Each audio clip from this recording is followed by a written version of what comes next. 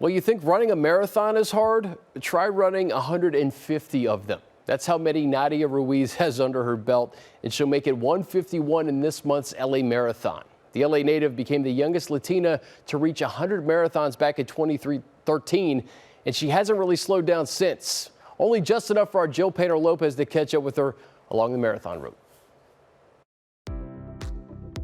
You run 150 marathons. It's about to be 151 as you prepare for LA. What is it about marathon running that you love so much?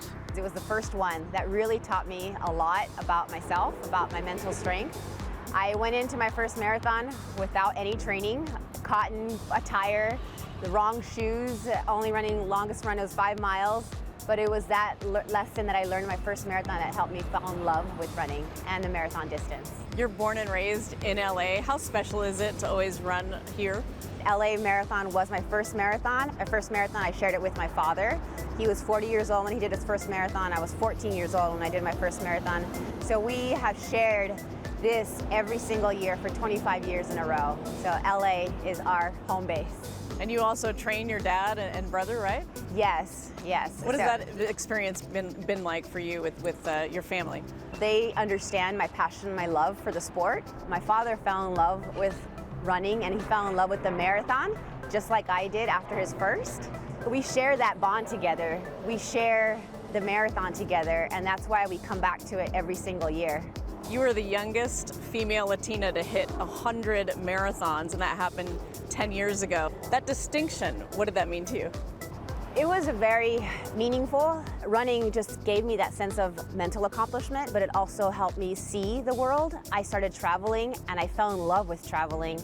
I was teaching high school biology for 10 years and just traveling different states, traveling different countries, and just being somewhere else and seeing other cultures, meeting other people. I was like, wow, it's humbling, and I'm grateful that I have come this far to be able to reach this goal.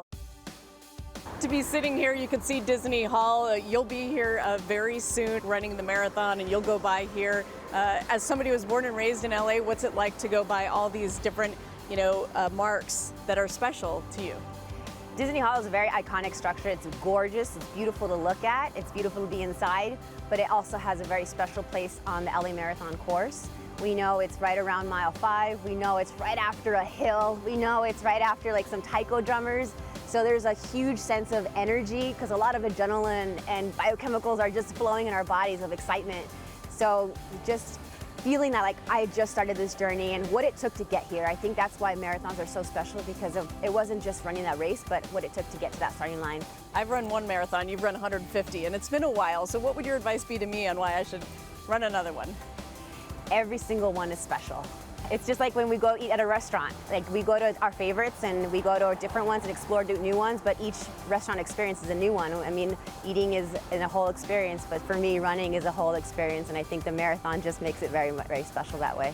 At 38 years old now, you got some miles on those shoes, but you say you want to keep racing and running until your last breath. Why?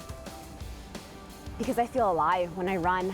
There's a sense of just extreme joy, extreme peace, clarity.